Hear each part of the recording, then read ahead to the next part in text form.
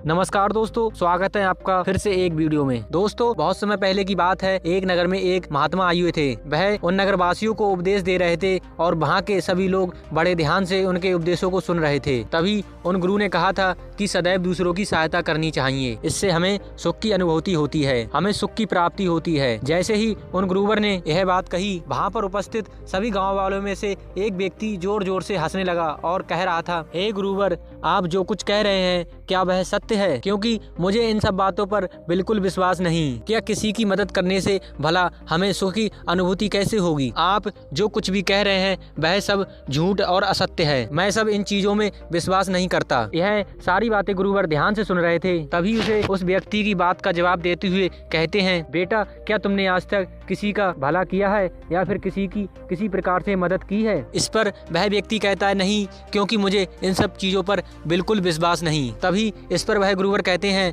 बेटा, आज तक तुमने कभी किसी की मदद ही नहीं की तो तुम्हें सुख की प्राप्ति कैसे होगी? और ये तुम्हें कैसे पता चलेगा कि यह बात कितनी सत्य और कितनी असत्य है? यदि तुम इस बात का अनुभव करना चाहते हो, इस बात की पुष्टि करना चाहते हो कि यह बात कितनी सत्य है और कितनी असत्य है, तो तुम्हें सबसे पहले इसे अपने जीवन में उतारना होगा। किसी की निष्पक्ष भाव से मदद करनी होगी, तभी तुम इसके बारे में जान सकोगे कि मैं सत्य कह रहा हूँ या फिर असत्य। उन गुरुवर की यह सारी बातें सुनकर वह व्यक्ति शर्मिंदा हो गया। वह व्यक्ति यह बात जानता था कि उसने आज तक कभी किसी की किसी प्रकार की मदद नहीं की है, ऐसा कोई कार्य नहीं किया जिससे उसे सुख की प्राप्ति हो। आगे वह गुरुवर इसको स्पष्ट तौर पर समझाने के लिए कहानी के रूप में सुनाते हैं। वे कहते हैं कि एक बार एक गुरु और एक शिष्य अपनी यात्रा से लौट रहे थे। इस यात्रा के दौरान जहाँ पर उन्हें अनाज मिलता वे बटोर लेते और उसे ग्रहण कर लेते। एक पोटली गुरु के पास पहले से ही थी और एक शिष्य के पास थी। लगभग आधा मार्ग तय करने के बाद वह शिष्य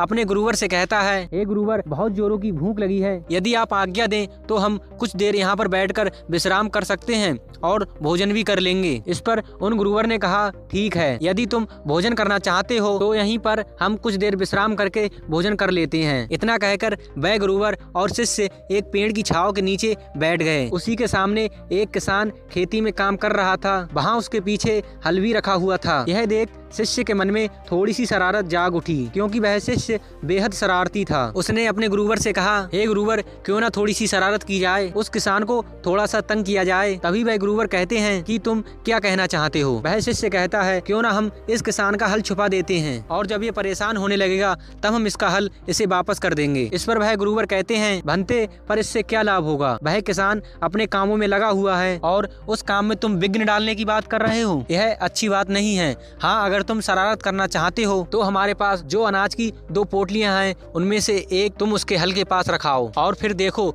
क्या होता है। वह शिष्य अपने गुरुवर की बात मान जाता है और जैसा उसके गुरुवर ने उसे कहा, वह एक पोटली उसके हल के पास रखाता है और वापस आकर वह शिष्य अपने गुरुवर के साथ उस पेड़ की छाया में बैठ जाता है और देखने लगता है। काफी देर कड़ी मेहनत के बाद धूप में जब किसान थक जाता है और बैठने के लिए अपने हल के पास वापस लौटता है और जब वह अपने हल के पास एक पोटली देखता है तो वह आसपास इधर उधर देखने लगता है और सोचता है कि कहीं ये गलती से किसी की इधर रह तो नहीं गई। लेकिन कोई उसे नजर नहीं आता, क्योंकि वह शिष्य और गुरु पेड़ की छाया में दूसरी ओर छुपे हुए थे। जब काफी देर इंतजार करने के बाद भी पोटली लेने कोई नहीं आता तो वह किसान उस पोटली को खोलकर देखता है तो उसे उसमें अनाज मिलता है और यह सब देखकर वह किसान अत्यधिक खुश हो जाता है और कहता है, हे ईश्वर, आज तूने मेरी सहायता की, इसके लिए कोटि कोटि धन्यवाद। आज मैं बड़ा उदास था। जब मैं घर से निकला तो मेरे घर पर भी कुछ नहीं था। मेरे घर पर खाने के लिए अनाज का एक दाना भी नहीं था, लेकिन आज तुमने मुझे ये अनाज की पोटली देकर